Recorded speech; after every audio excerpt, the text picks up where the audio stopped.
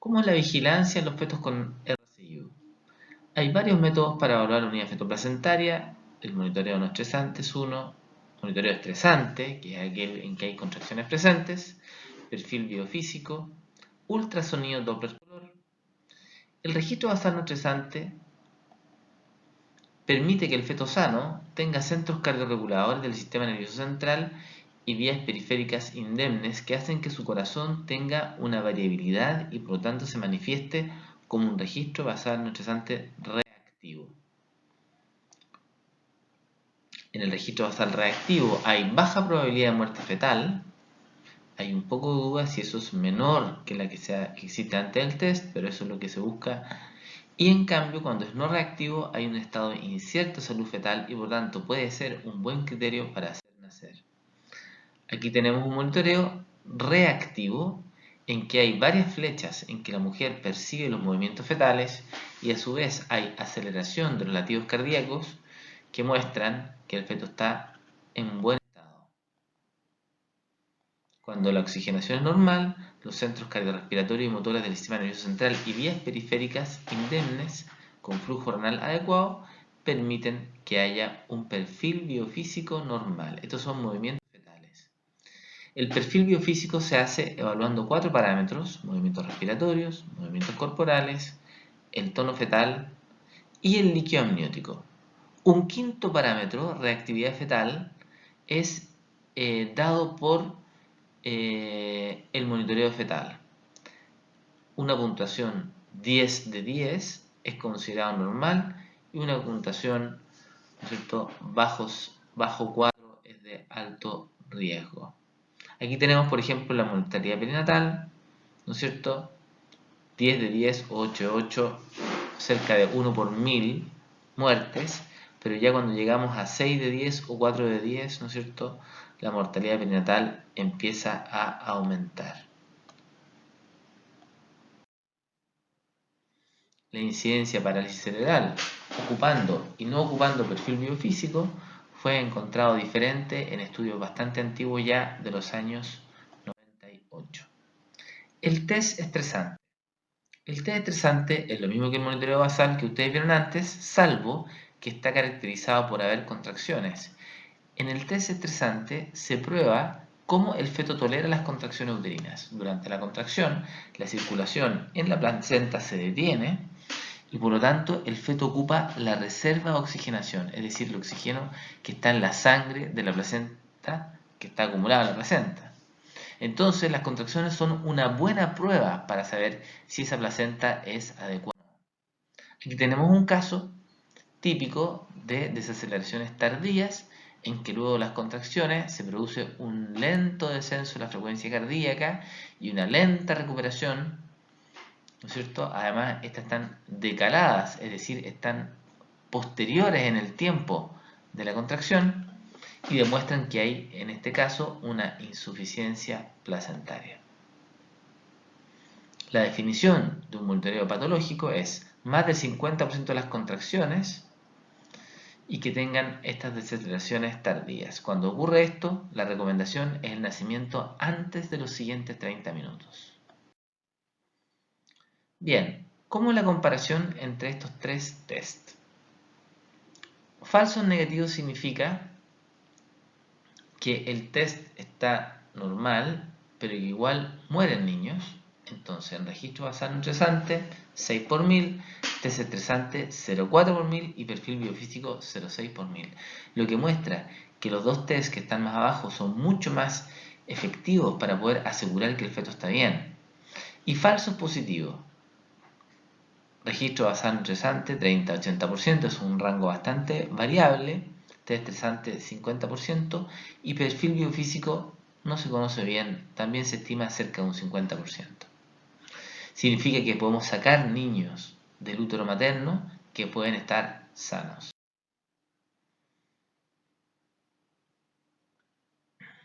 La gran gracia del registro basal es que es muy poco complejo y poco invasivo. Toma poco tiempo. Permite tomar el examen por un técnico y ustedes como especialistas lo pueden interpretar. Tiene poca complejidad. En cambio, el test estresante requiere provocar contracciones y el perfil biofísico, la experiencia de saber medirlo y de realizarlo con un ecógrafo. ¿Qué hay de las técnicas Doppler para vigilancia? Existe la arteria umbilical, en que se mide el flujo de la arteria en el cordón y se puede ver la pulsatilidad, la frecuencia cardíaca del feto, y podemos ver, como cosa más importante, el flujo diastólico. El flujo diastólico es el flujo que no corresponde a la contracción del ventrículo, ¿no es cierto?, pero que refleja la resistencia en el territorio placentario. Hay tres formas de calcular el flujo. Estos son el índice de resistencia, el índice de pulsatilidad y la relación sístole-diástole. El índice de pulsatilidad, o llamado IP, es el más comúnmente utilizado y que todos estamos acostumbrados a manejar. Aquí tenemos un caso en que se está midiendo el flujo en la arteria umbilical y ustedes pueden ver cómo se traza una curva de la velocidad del flujo en ese punto donde se está midiendo, y eso nos permite calcular índice en esta paciente. Acá tenemos un ejemplo, en cambio, de una mujer que tiene un flujo reverso en diástole, es decir, cuando el corazón no está contrayéndose, es tal el nivel de resistencia vascular que el flujo se regresa hacia el cuerpo del feto. Tenemos acá el color en el flujo, ya sabemos que es intermitente porque colorea a ratos, y cuando aplicamos el Doppler pulsado en ese lugar, vean ustedes, hay flujo reverso en el diástole. Estas son condiciones bastante graves para el feto y por lo tanto, según la edad gestacional en que se manifieste, puede ser un motivo de nacimiento. Bien, la placenta es un órgano que tiene irrigación por el lado fetal y por el lado materno. Entonces, cuando medimos el Doppler de arteria umbilical en el cordón, estamos viendo cómo es la resistencia vascular en el lado fetal de la placenta. Bien, el Doppler de arteria umbilical, probado en los años 90, en este metaanálisis del Firevich, muy importante, se demostró que lograba reducir importantes cosas, como por ejemplo, en un 44% las admisiones antenatales, un 20% las inducciones del parto, un 50% de cesáreas menos y una mortalidad perinatal reducida en un 40%. ¿Cómo el Doppler logra hacer esto? No es el Doppler. No es que el Doppler cure a los fetos, sino que al utilizar una herramienta que era más precisa para saber aquellos niños que pueden fallecer, tú sabes mejor a quién puedes hacer nacer y a quiénes no. Con un Doppler normal, aunque el feto sea pequeño, yo sé que puedo seguir esperando. Si el Doppler está anormal, yo sé que tengo que adelantarme hacia el nacimiento de ese feto.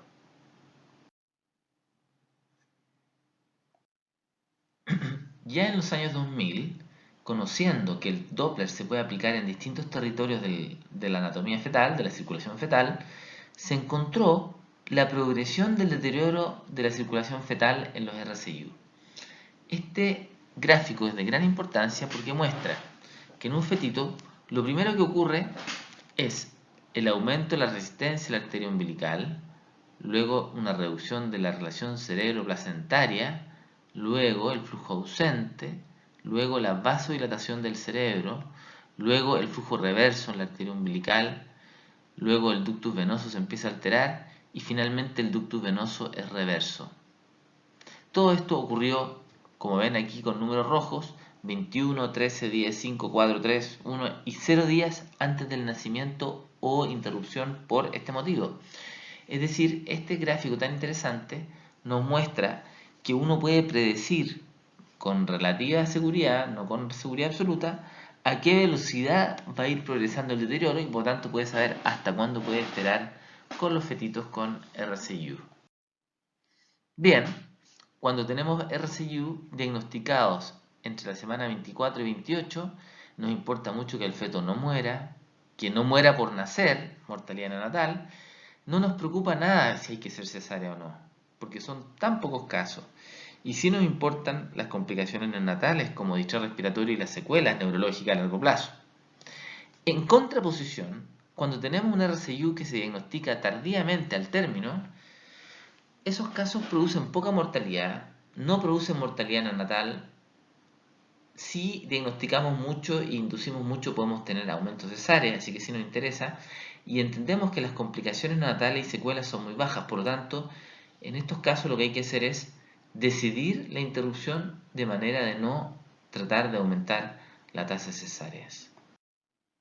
Objetivos del tratamiento de RCIU: evitar la muerte fetal, evitar cesáreas innecesarias, evitar monitoreos patológicos en trabajo parto, evitar la hospitalización neonatal, evitar un daño neurológico y poner en la balanza optimizar el crecimiento in útero lo más posible y evitar el deterioro fetal en el útero, no condicionando secuelas.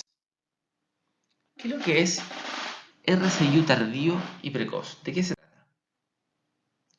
Se pudo encontrar un grupo de RCIU a partir del año 2013 que fue clasificado como precoz y tardío. ¿Qué pasa con el tardío? Es aquel en que su principal problema es diagnóstico porque cuesta detectarlo, no está asociado a preeclampsia, su principal problema es que la circulación cerebral se altera, en cambio la arteria umbilical está normal, y que se manifiesta en general después de la semana 32, o sea, cercano al término, el RCIU tardío. El principal problema es cómo detectarlo porque no hacemos ecografía en forma rutinaria después de la semana 32 a la mayoría de la población. Bien, un pequeño resumen ahora de cómo son las guías internacionales para decidir el nacimiento de los niños con RCIU. Entonces tenemos a la izquierda el grupo español y a la derecha un grupo chileno que describió cómo debía hacerse del Hospital Padre Hurtado, donde yo tuve la suerte de trabajar muchos años, y son bastante interesantes. En la semana 24, el Hospital Padre Hurtado recomendaba que se podía sacar a un niño si el ductus estaba reverso. En cambio, el grupo español solamente de la semana 26 o si el monitoreo era muy alterado o se habían desaceleraciones. El Hospital Padre Hurtado, en cambio, las desaceleraciones las consideraba de la semana 28. Desde la semana 30, si el ductus venoso tenía un IP sobre percentil 95 o una umbilical reversa. En cambio, en la semana 32 era recién un criterio de arteria umbilical ausente o registro no reactivo y oligoamnios. En la semana 34 con arteria umbilical ausente o istmo aórtico reverso. Istmo aórtico es un criterio que fue mencionado en el grupo español pero que internacionalmente no se aplica por ser compleja su medición. El Padre Hurtado, cuando había oligoamnios menor a 5, planteaba la interrupción, lo mismo que si no había crecimiento fetal. Y en cambio, de la semana 37, el grupo español interrumpía por cualquiera de estos 5 criterios. Y por último, en la semana 38, el grupo chileno planificaba ya si había asimetría o si habían buenas condiciones de parto, porque eso facilitaba tener el niño y no caer en cesárea. Y se podía llegar a la semana 40 si eran RCIU leves con doble normal, simétricos, que fueran creciendo y que tuvieran malas condiciones, porque las malas condiciones de parto podían condicionar una inducción con una cesárea. Y esto es algo que también se quiere evitar al término.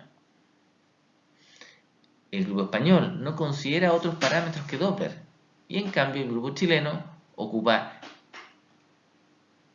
parámetros clínicos para sopesar la necesidad de provocar el nacimiento. ¿Cuáles son los criterios de interrupción al término que en Chile se aplican en forma generalizada y también probablemente en la mayoría de los centros del mundo? Llegar a la semana 40 si son simétricos, leves, con Doppler líquido normal. Pero en la semana 38 si hay detención de crecimiento, son asimétricos, bajo percentil 5 o registro anormal, líquido anormal o Doppler arteria umbilical con aumento de resistencia. Estos son criterios que valen después de la semana 38.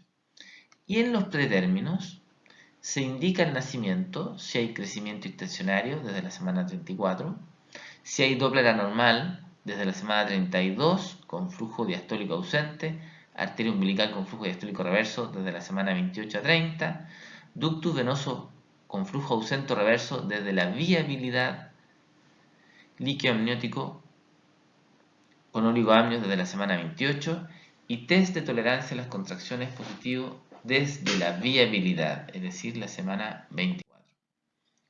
¿Cuál es la vía del parto en fetos con RCIU? Por indicación obstétrica habitual.